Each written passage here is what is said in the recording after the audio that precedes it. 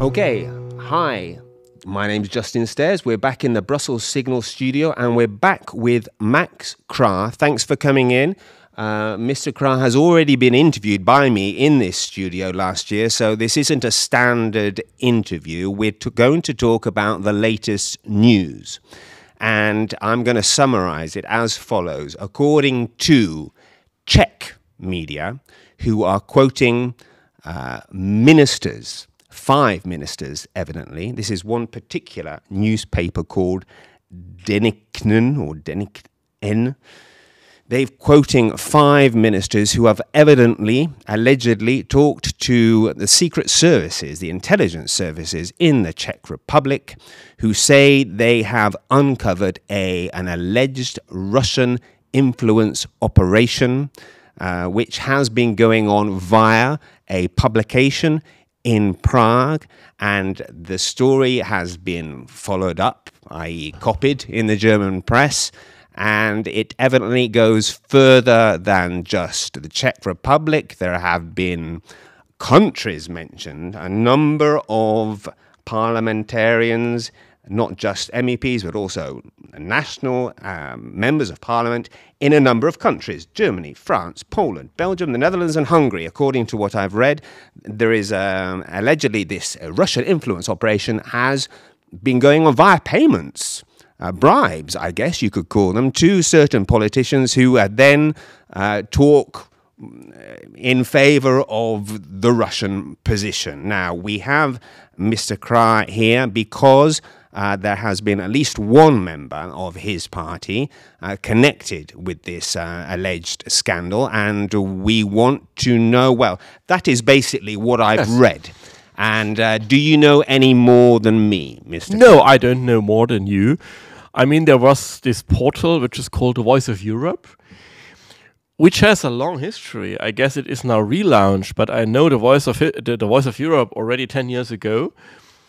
So it is a news portal with a focus on EU affairs. So not that different to a Brussels Signal or to the European Conservative. And what in my personal experience is very easy. So they invited me for 2 interviews. Right. And of course, as you know, I always try to talk to everyone. So I gave 2 interviews. That's it. And now I learned from the media, the same as you quoted, first that this portal is paid by the Ukrainian pro-Russian opposition, and second, they claim that one of my fellow candidates on the European list, number 2, Mr. Bystron, has taken money. These are the 2 claims that are now in the room. First, number 1, that they are linked to the Ukrainian opposition. Okay, but that would not be a scandal. But in case that a European candidate has taken money, that of course needs reaction. This is unacceptable. So we now have to check whether this allegations is true or not. Okay, so I should point out you're number 1 on the list. Okay. Yes. Now, have you talked to your colleague? Yes, of course, but he said no. It's fake. It's an intelligent fake. It is clear we are campaigning. The EU skeptics are on the rise. We always expected that something would come, some affair, some scandal. And the problem is when a scandal comes, you always have to consider, is there something true in it or is it a complete fake? And this is what we now have to find out. Is it completely fake or is there some core of misbehavior? Okay, now you say you've talked to Petr Bystron. Yes. Right, okay, and he says that it's not true. We've been trying, for the record, we've been trying to contact him ourselves, our reporters, including Carl here, has been trying to contact him without any success, though I have seen that he's been quoted in the German press as denying the story. The latest we read is that there apparently is some kind of audio evidence to back up this story. Now, this is obviously the rumor that's going round, though, as far as I'm aware, this audio hasn't yet appeared. No one has ever heard it. And this is why we say it sounds... I'm sorry, I'm sick. It's an intelligent fake. Because they do it step by step, and you have no chance to check it. So if they say we have an audio file, release it. Where is it? Where is it? Release it. And the moment we have it, we give it to an IT expert, and he may check, is it a deep fake or is it real audio? And then we can react. But today they say, oh, we have an audio. But they don't say it themselves. There's a minister who says, I heard it from the boss of the intelligence service. Right. And this minister is not making an official statement. He is telling it to a left-wing journalist. And now we have the statement of the left-wing journalist, and that's everything we have. So how to react? And you see, it sounds like an intelligence playbook against the opposition. But once again, we have the duty to find it out. Right. So we are, you can say, in a little bit tricky position. Now, but I mean, I guess if I was one of the people on this list, I presume we're going to see more names come out in the next few days. I don't know. Every second day another. Right, maybe it will be a long-running story, but I guess if they're innocent, then it's in their interest to get out ahead of the story and to deny it in public. I mean, will Mr. Bystron be making any statements as far as you're aware? First of all, I have to talk to him. I mean, you know, I'm an attorney by my previous profession, and we always says the attorney that is taking his own case always has a fool as a client. So, of course, Mr. Bystron now needs advice.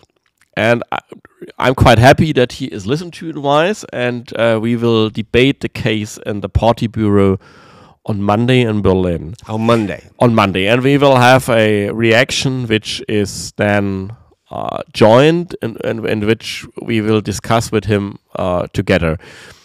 Of course, he is now very emotional. I mean, if whole Europe believes that you are corrupt, then you may be not the toughest and coolest man in an interview. So we have to take this into consideration. But for me, important is I want to see this audio file. So now I can't sue the Czech intelligence service because no intelligence service is obliged to release its information. We expect that the Czechs gave the file to the Germans. That would be the usual way. But the German intelligence has not the duty to give it to the public neither. So we have to wait until the German intelligence gives it to the prosecution office. Then we have a right to see it. But unfortunately now the intelligence in Prague and in Cologne, where the German intelligence service has its seat, they are the lord of the time. They make the playbook. So we have here a playbook that is written by intelligence services. We should never forget that. And these intelligence services are not friendly to our political camp. So this is the problem in which we are. But of course, we want to have transparency. So maybe there is a core of truth in that story. But even if there is a core of truth, don't forget, it's an intelligent playbook which is realized here. You say there may be a core of truth. Do you have anything to back that up, or are you just speculating? I'm an attorney by profession. I never trust anybody. Okay. And you could, in theory, you say you can't sue the Secret Service, but you could sue the publications that have published. Yeah, but then they say we have it from the minister. The minister says, maybe. Okay. But you can't catch them. Okay. And even if you catch them, then after June 9. And you have been interviewed twice by the publication that you've mentioned, correct? Not by the Czech publication. By the Voice of Europe. By the Voice of Europe, yes. Right, okay. And have you ever been offered money? No. Okay, never offered. Never. That would be quite strange. I mean, look, they give me reach, so they give me clicks, they give me audience. I mean, would you offer me money that you allow me to have the presence of Voice of Europe, the presence of Brussels Signal? Obviously not. It's nonsense. It's completely out of my mind. Why should I take money that I get audience? No, they never offered me something. Okay. Have you heard of other politicians being offered money? No, we have a third AfD member who gave an interview to Voice of Europe. This is Joachim Kuhs. He said no, never. And I don't know whom they interviewed to.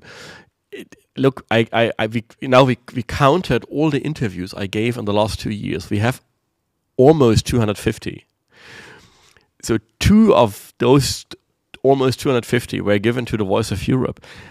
I don't know who else they have interviewed, to be honest. And the truth is,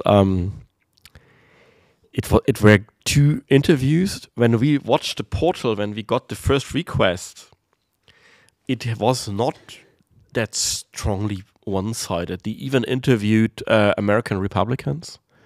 They had the Christian Democrat from Germany. So it looked quite balanced. Of course, open for us, open for our camp, but not in a way that you would think this is a propaganda outlet. No, not at all. Okay. Right, so what you're saying is you suspect, you don't know, and you're looking for the evidence, but you suspect it might be an intelligence operation, and that would be because, if true, you're doing very well in the polls. This is your suspicion, right? Now, how well are you doing today? The point is, we had 2 polls with 1 day difference. In one, 20%, in the next 15%. So that's the next problem, because all those polls, they have a model, and they usually take the national polls, and then one institute adds 2% and say in the European election that the AfD is 2% better than the national, and the next say no, they are 2% less than the national. So what do I think? We are between 15 and 20. That means we are already now, before campaign has begun, we will have the best national outcome we ever had. And when you look to the other ID and ECR parties together, the majority in the European Parliament and the next European Parliament will shift significantly to the right.